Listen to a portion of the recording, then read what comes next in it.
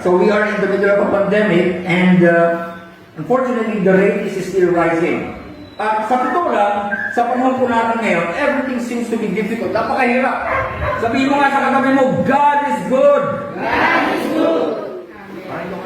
And God is on the business of answering prayers. God is on the business of doing miracles. Amen. God is all powerful. Amen. Okay, so God is good, God is all powerful, but etong bad news. Unfortunately, so many people today miss the opportunity and the privilege to experience God.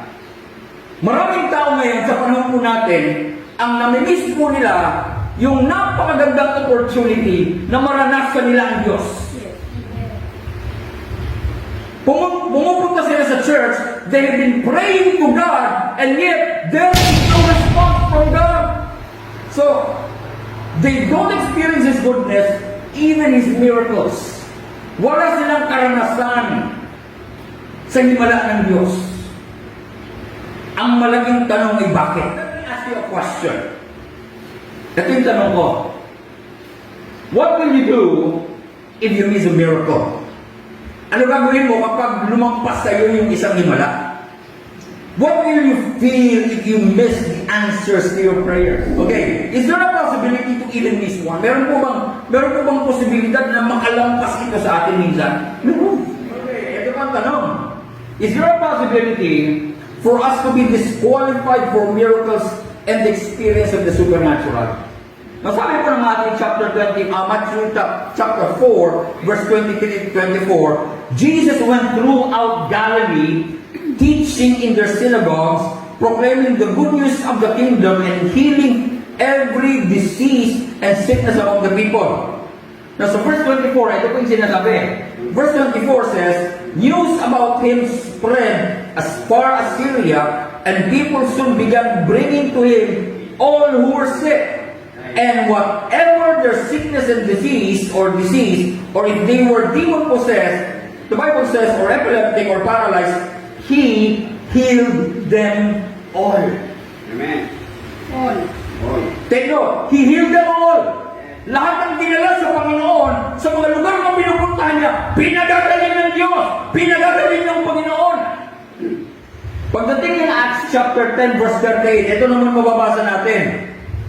And you know that God anointed Jesus of Nazareth with the Holy Spirit and in power. Then Jesus went around doing good and healing all who were oppressed by the devil, for God was with him. O, pansinin niyo ulit. Jesus went around doing what? He is doing good. God is good. Jesus is so good. Okay, naalala niyo nung si Jesus ipinanganak? Ano yung kinanta ng mga angels nung ipinanganak si Jesus? Ano yung kinanta ng Gloria Patri? Ang sabi roon, glory to God in the highest, and on earth, and peace, goodwill towards man. Anong ibig sabihin nun? The will of God for man is always good. Ang kalooban ng Diyos para sa lahat ng tao ay laging mabuti. On all places in Israel, merong isang lugar na napakaliit ng kanilang karanasan sa mga mahimalang ginagawa ni Jesus. Hello? At alam niyo po kung ano lugar yun? This is His very own hometown, yung Nazareth. Isipin mo, hometown mismo ni Jesus. Very limited yung kanilang experience of the supernatural done by the hands of Jesus. Ang tanong ay bakit? Okay? So, they had a very little experience of Jesus' supernatural miracles. And this is His very own hometown. And why is that? Basahin natin Mark chapter 6. Sabi po ng verse 1 ng Mark chapter 6, ay ganito. Then He went out from there and came to His own country, and His disciples followed Him. Verse 2, and when Sabbath came or had come, He began to teach in the synagogue. Okay? He began to teach in the synagogue, and many hearing him were astonished, saying, "Where did this man get these things? And what wisdom is this which is given to him, that such mighty works are performed by his hands?" Verse 3. Tignan po natin sa verse 3. Sabi ng verse 3, "Is this not the carpenter, the son of Mary, the brother of James, Joseph, Judas, and Simon? Are not his sisters here with us?" So sabi noon, so they were offended at him. Verse 4. Ang sabi ng verse 4, "But Jesus said to them, a prophet is not without honor except in his own country, among his own relatives, and in his own house." Now, he could not do no mighty work there, except that he laid his hand on some few sick people and he healed them. Verse 6. Okay, verse 6. "And he marveled because of their unbelief. Then he went about the villages in a circuit teaching." Let's go back to our basic premise. God is good. Okay? Mabuti ang Diyos. Okay? He is a miracle working God. God is all powerful. Okay? Miracles expresses not only the greatness of God, but it also expresses the goodness of God. Sinabi, third premise po natin, yet some people miss experiencing God in their lives. So many people miss the opportunity to experience God. Do not take the presence of God for granted. Huwag mong ipagwalang bahala, kapatid, ang presensya ng Diyos. You should be seeking after the presence of God. Listen to this. Okay, some people miss experiencing God in their lives. They miss miracles.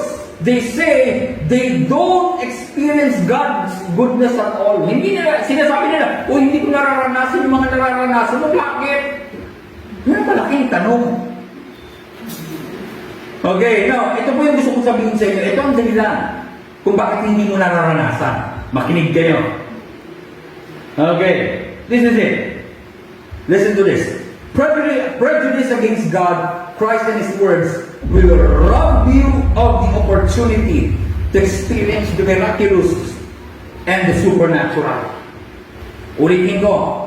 Prejudice against God, Christ and His words will rob you of the opportunity to experience the miraculous and the supernatural. Binanggit ko yung word na prejudice. Sinabi ko yung prejudice, basically, it is an attitude, a very bad attitude. Ang Tagalog mo ng prejudice ay hindi matuwid na palagay. Hindi magandang pag-iisip. At dahil hindi magandang iniisip mo sa kanya, ang tendency mo, siraan siya. Ang hindi mo makatingin, guilty. Okay. No, alam niyo po, ang prejudice kasi, ito po ay preconceived opinion that is not based on reason or actual experience or too much familiarity causing damage. Okay, ito po ay opinion na hindi base sa isang makatwirang dahilan o karanasan na nakapagdudulot ng kapinsalaan o kasiraan. Yan po ang prejudice. Now, common example po niyan ganito. Kagaya po niyan, pag hindi natin gusto yung kulay ng isang tao, kung ano sasabihin natin sa kanya dahil sa kulay niya. Eh, kaya naman ganyan niya kasi may itim niya. Kinalaman ang pagiging itim niya. So, ugali. Naalala ko, sinabi ng kapatid ko, meron siyang sinabi, "Nako kuya, huwag kang magtiwala sa mga tao kapag tumitikita gilagid." Iba ugali niyan. Ang ganun ba? Ano kinalaman ng gilagid sa ugali? Di ba? Okay. So, kagaya niyan, a few commonplace examples of prejudice are based on someone's races, gender. Ay, hindi makakapagtrabaho na maganda yan kasi babae yan. Prejudice ang tawag doon. Ay, hindi magiging magandang teacher yan kasi bulol yan. Hello? Ay, hindi magiging magandang ganito yan kasi ito yung background ng pamilya niya. Kasi kumbaga, hindi makatwira yung ating opinion laban dun sa tao na yun. Alam niyo ba minsan may mga tao na ganyan sa Diyos? Hello? Hindi tama yung kaisipan nila sa Diyos, kaya madali para sa kanila na hamakin ang Diyos.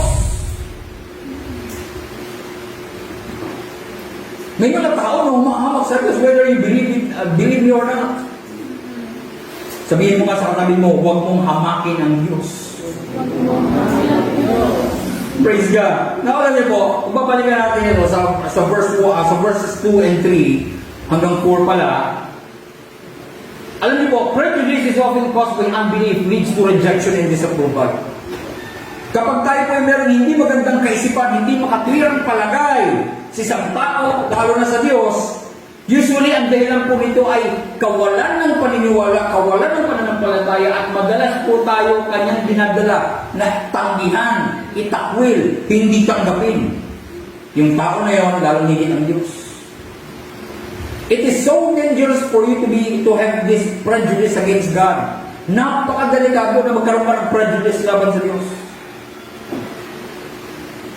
Hello, ikaw sa pahuba mo. Hindi pa ba magre-release ng prophecy si Pastor?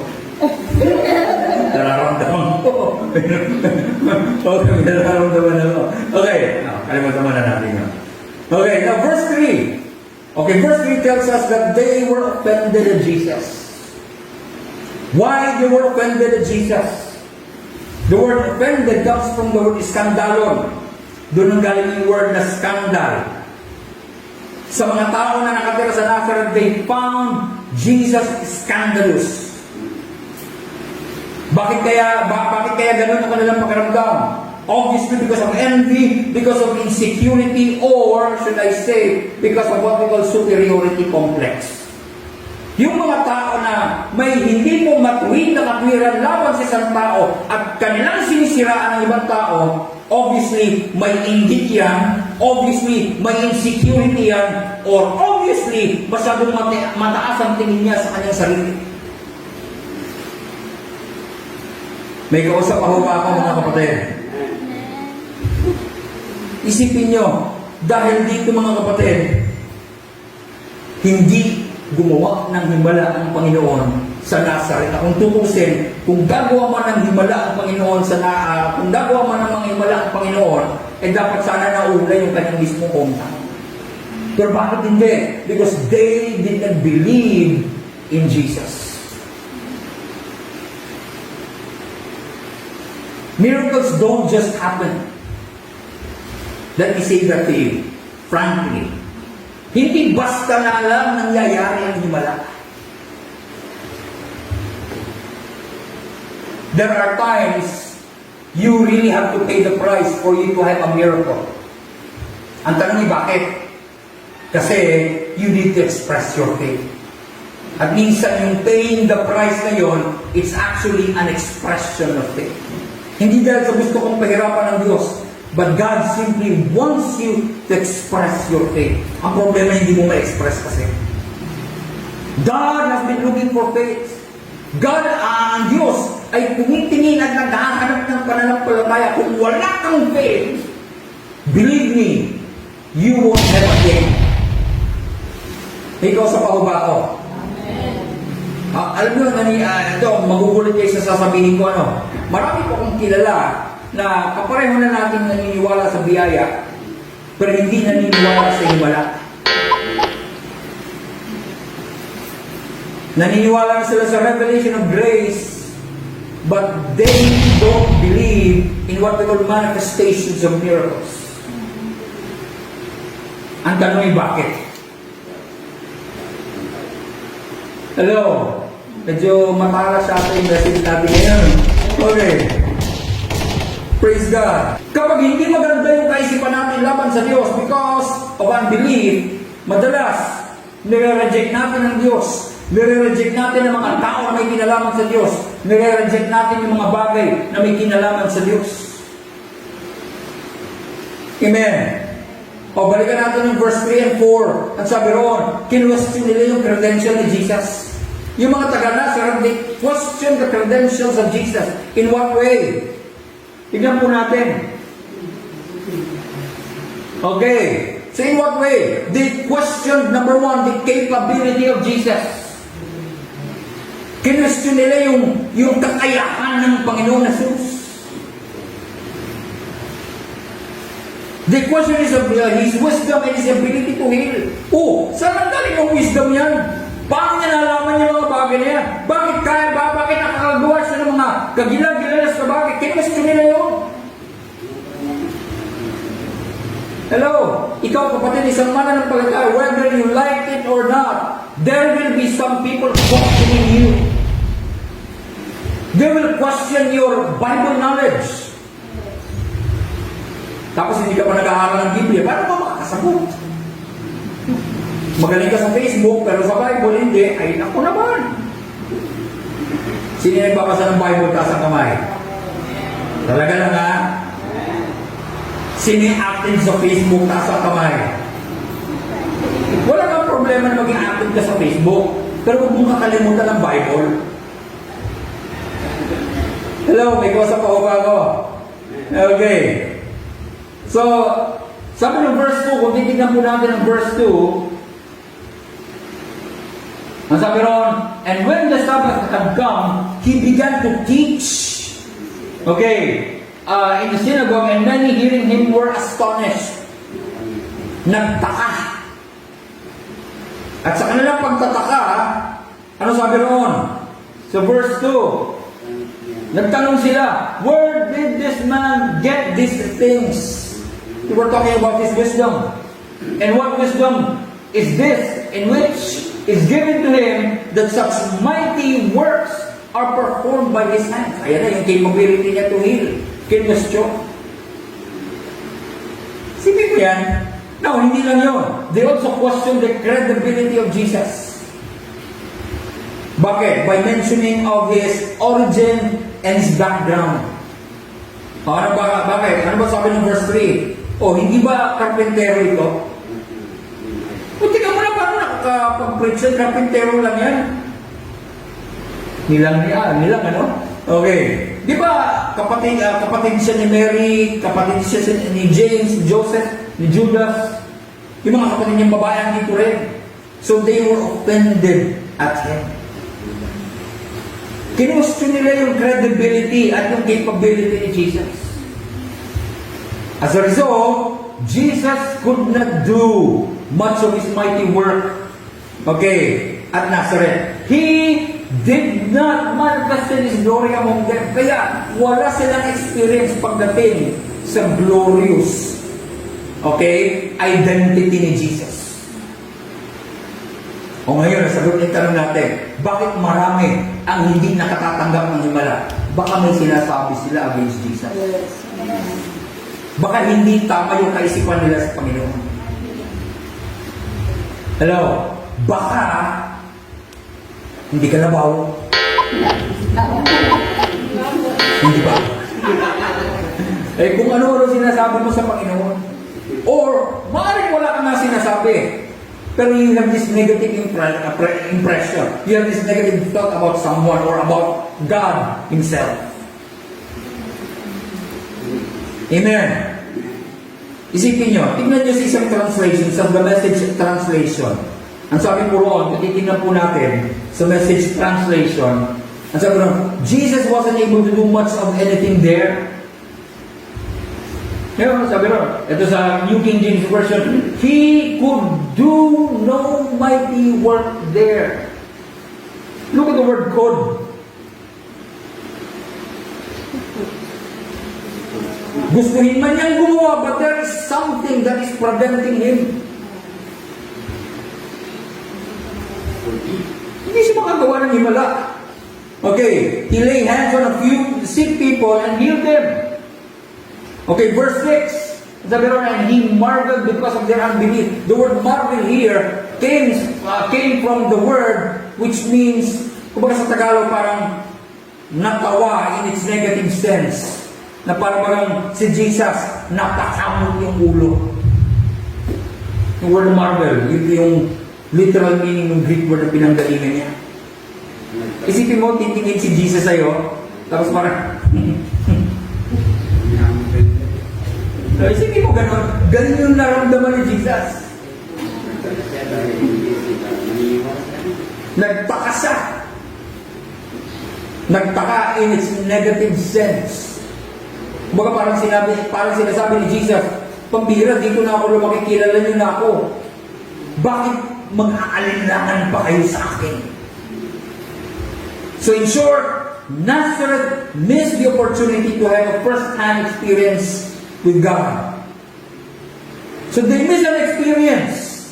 They missed this opportunity. Now, ito, gusto ko sabihin sa inyo mga kapatid. Okay. Ayan, sa ibang translation, he could not get over their stubbornness.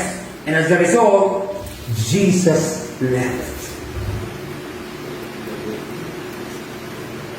Yan yung sinasabing ikabod. Ikabod, that's a Hebrew word, which means the glory of God has left. And literally, Nazareth experienced ikabod. Gusto mo ba kapatid na yung kalwalhatian ng Diyos dahil sa katigasan ng ulo mo, dahil sa kawalan mo ng pananampalataya, iwanan ka ng presensya ng Diyos?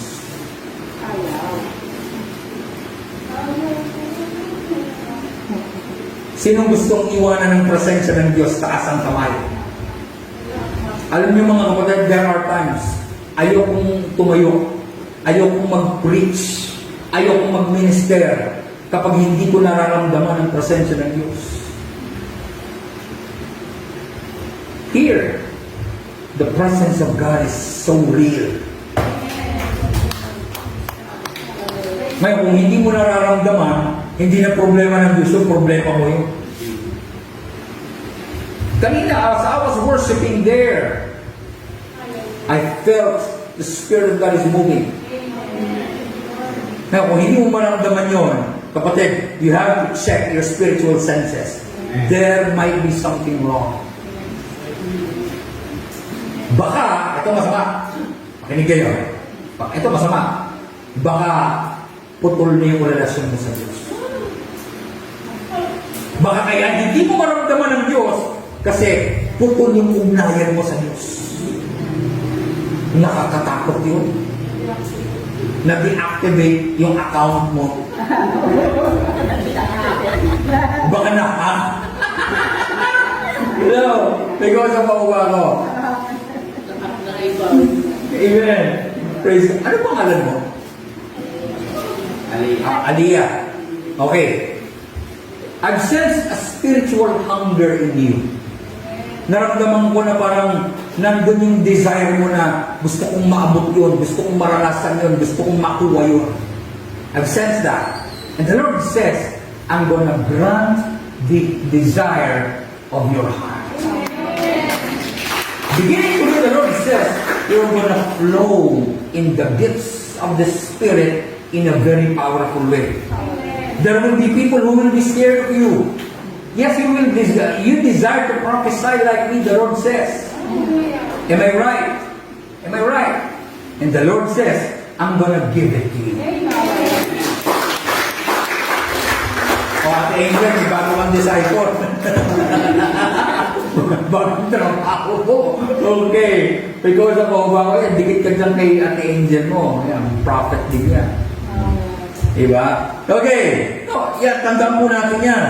No, ito ang nakakatakot. Makinig kayo ha.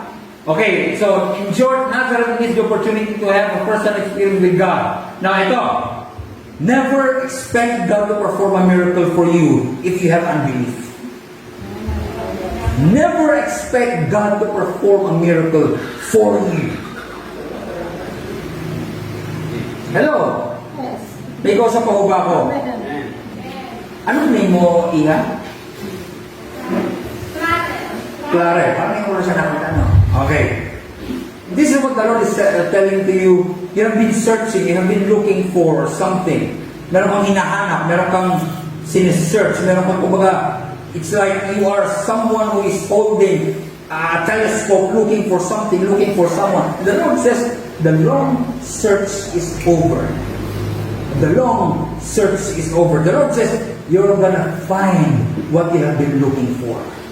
Makikita mo kung ano yung hinahanap mo. Hindi ko natatanungin kung ano yun. Okay? Pero the Lord says, you're gonna find what you've been looking for. And the moment you find that, it's gonna give you peace. It's gonna give you assurance. It's gonna give you security. The Lord says, sinasabi ng Panginoon, huwag kang ma-insecure sa circumstances na nangyayari sa buhay mo or maging sa mga tao na nasa paligid mo. The Lord says, be secure in my presence, in my promises, and in my provision. Amen. Praise God. Now, ito pa masama. Makinig kayo. Jesus is never and not comfortable with prejudice that He had to leave them behind. Hindi po komportable si Jesus sa prejudice. At kapag naramdaman ni Jesus yung prejudice, sorry to say, but Jesus will have to leave you behind. Eh, di ba promise ni Lord, hindi niya tayo iiwan? Oo naman, totoo naman yun. Pero, never expect God to associate with you. Never expect Him or His presence to be with you if you have what we call prejudice against Him. Believe me. Okay. Now, bakit? Ito sabi ni Hebrews 11 verse 6. Ang sabi ni Hebrews 11 verse 6, Amplified Version, but without faith it is impossible to please and be satisfactory to Him. For whoever would come near to God must necessarily believe that God exists and that He is the rewarder of those who earnestly seek and diligently seek Him out. You must have faith if you want to please God. If you want to experience God, you must have faith. Amen. There must be what we call on your part an all-out surrender to Him. That's faith. Now, sabi po ng isang translation, the same verse, sabi ron, it is impossible to please God apart from faith. And why? Because anyone who wants to approach God must believe that both He exists and that He cares enough to respond to those who... You must believe. Now, alam nyo, nakakalungkot isipin, ito tandaan po natin, like the people of Nazareth, okay, it is very easy for us to be prejudicial about God. Madali eh. Okay, but the big question is, why do people reject God? Bakit ba nila nire-reject ang Diyos and the idea of the miraculous? Now, alam niyo po, it's easy for us to express prejudice against God when you don't understand the things happening around you. Napakadali na magkaroon ng hindi matuwid na palagay laban sa Diyos dahil hindi mo naiintindihan ang mga nangyayari sa paligid mo. Madali eh. Okay, kagaya niyan, nire-reject mo ang Diyos kasi naghihirap ang mga tao, meron mga problems. You reject God because everyone is suffering, you are suffering, and you have problems. You reject God because of it. And you reject God, Christ, because like other unbelievers, you think of Him as a lunatic. Iniisip mo si Jesus, si Raulo. You reject Jesus Christ because you think He did not exist. He did not exist. Nire-reject mo si Jesus kasi naniniwala ka, hindi naman talaga nabuhay. Wala naman talaga Jesus Christ na nabuhay. Eh, napakalaking kalokohan yan. History itself claims the existence of Jesus Christ. Take note, world history, ano po nag-declare? Marami po mga references na hindi lang sa Bible that proves the existence of Jesus. Pumunta ka sa Rome. Doon po sa mga history po ng Book of Rome. Eh, sinasabi nila meron Jesus na nag-exist. Tapos hindi nila yung existence niya. Now, yung mga tao, they reject the Bible because they claim the Bible is just man-made. Ang tao, ang Biblia daw ay gawa lang ng tao. Tapos pangalawa, inconsistent para ang Biblia. Sige ba yung mga rason nila, no? Now, there are people who reject the church and the Christian religion. Why? Because of the past. Kasi hindi natin itatanggi ang katotohanan ng Christian religion natin, especially in the first 10 centuries, eh marami pong kalokohan na ginawa ang Christian religion. Including yung pagpapapatay ng mga taong hindi naniniwala kay Jesus, including yung pagpapapatay sa mga tao na nagre-reject kay Jesus. Inapatay nila, kaya mayroon po tayong tinatawag na crusaders. Yun po yung history. Okay? I-check niyo yung crusade. Sa Google, malalaman niyo kung ano yung crusade in the first centuries of the church. Yan. Now, bakit nire-reject mo church? Kasi ang church, watak-watak eh. Bakit mo nire-reject ang church? Kasi yung mga members niya. Hindi ka natutuwa sa mga members ng church, kaya ayaw mo maging Kristiyano. Wow! Grabe. Alam nyo, ito pa, ganin kayo ha. It's easy for us to demonstrate prejudice against miracles, believing they are just a figment of our imagination. Okay, maraming naniniwala na napakadali na hindi paniwala ng mga himala dahil naniniwala ka na ito'y bahagi lamang ng iyong imahinasyon. Maraming mga tao na nagsasabi ang miracles daw, imagination lang. Grabe no? Ito pa masakit. It's easy to exercise prejudice against preachers and leaders of the church. Napakadali na magkaroon ng hindi tama at makatwirang palagay laban sa mga mangangaral at lingkod ng Diyos. Bakit? Bakit nagsasalita tayo against preachers? Bakit nagsasalita tayo laban sa mga pastor at sa mga leaders ng church? Number one, because we know their past mistakes. It's easy for us to judge pastors. It's easy for us to judge preachers and leaders of the church because of their past mistakes. Kapatid, ito tanda mo, kung mahilig kang mag-point ng mistakes ng iba, parang sinabi mong hindi ka na nagkakamali. May kausap pa ba ako? Praise God. Hindi lang yun. The reason why we have this prejudice against preachers and leaders because we know their present status and condition. Alam niya natin yung kanilang present na kalagayan. Kaya hindi natin iginagalang ang mga lingkod ng Diyos. Hindi natin iginagalang ang mga mangangaral ng Diyos. Kasi alam natin na sila'y naghihirap, sila'y halos walang makain, isang tuka, umaasa lang sa ganito, ganyan. Kaya we speak against them. Hello, may kausap pa ba ako? Hindi lang yun. The reason why we exercise prejudice against men of God is because of their possession and achievements in life. Ay, wala namang naabot yan eh. Hello? Ay, nakatira lang yan dun sa Squatters area. Ay, ano ngayon? Ito tandaan mo, ringmod ng Diyos pa rin yan. You are not supposed to speak negative against him, even if yung negative na sasabihin mo yung totoo. Let God deal with him instead. Hayaan mo ang Diyos ang mag-confront sa kanya, hindi ikaw. You are not authorized to do that. Hindi ikaw ang judge. Hello? Ikaw sa pa ba ako? Diba sabi nga, don't judge the book by? Bago na ngayon. Don't judge the book if you are not a judge. Okay. Praise God. Now, itong masakit. Ang sabi ng verse 4, Jesus told them, a prophet has little honor in his own hometown among his relatives and on the streets he played in as a child. Well, ang propeta daw ay ginagalang kahit saan liban sa sarili niyang bahay. Alam mo, ito nakakalungkot eh.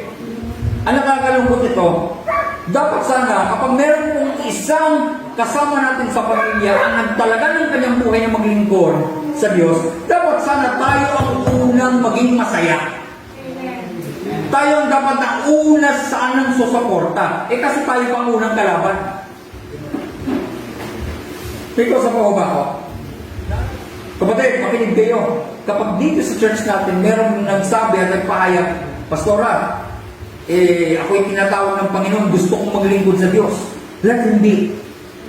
Amen? Suportahan natin siya. At kung kamag-anak mo yun, matuwa ka.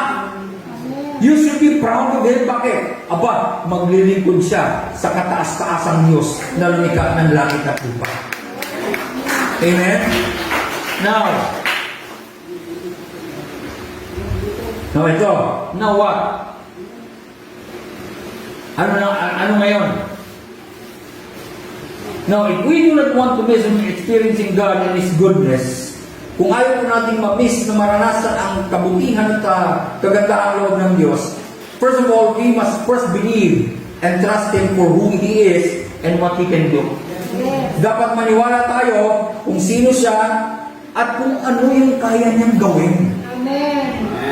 Now, ito sabi ng John 11:40. Ito, makinig kayo. Sabi ng Jesus said to her, kay Martha, sinabi ni Jesus, "Did I not say to you that if you would believe, you would see the glory of God?"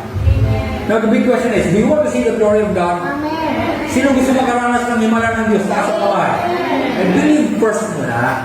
Hindi to see is to believe. Hello? Hindi pwedeng to see is to believe. Believe first and you will see. Okay. Now, sabi ni Jesus in John 14 verse 12, ito pong magandang balita. Sabi ron, "I tell you the truth, anyone who believes in me will do the same works that I have done, and even greater works, because I am going to be with the Father." So believe. Maniwala ka. Would you say amen? Okay, secondly, we must believe and trust and obey His message. Ano man yung mensahe na ibibigay ni Lord sa iyo? Ano man yung message na ibibigay ni Lord sa iyo? You must trust it, you must believe it, and you must obey it. And then lastly, ito na. Okay, we must also believe and trust, okay, and obey His servants and messengers. Maniwala ka sa lingkod ng Diyos. Now, dito pa sa church, meron po yung ating po mga pastor, yung ating po mga pastora, yung ating po mga leaders, we must believe and trust them. Okay, sabihin na natin na tao sila nagkakamali, but we must go past behind it.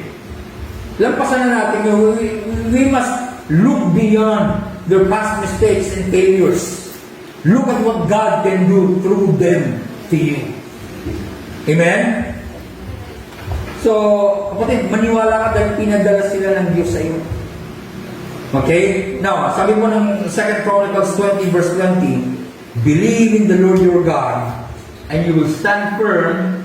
Believe in His prophets, and you will succeed." Amen. Maniwala ka sa lingkod ng Diyos.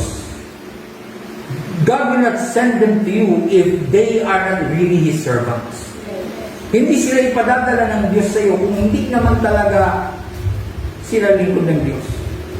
Young lady, I see you wearing white. Ikaw, anong name mo? Eloisa. I see you wearing white. Hindi trahe de boda, hindi yun. Okay, yung nakaputi ka, nakaputi. Hindi ko alam kung ano yung pangarap mo sa buhay or whatsoever, but I see you wearing white. Gusto mo mag-doktor? Oh, praise God. So, in other words, God is gonna grant it to you. So, ito makinig kay Eloisa. Sabi ng Panginoon, be patient. Okay, huwag mong madaliin ang lahat ng bagay. Learn to run and to walk according to His timing. Huwag lagi mainit ang ulo. Hello? Sabi ng Panginoon, konting pasensya. Lalo na kapag hindi nangyayari yung plano mo, lalo na kung hindi nangyayari yung gusto mo, don't be what we call impatient, but let it run its course. Learn to trust in God. Pero, nakikita ko hindi ka magdodoktor dito sa bansa natin.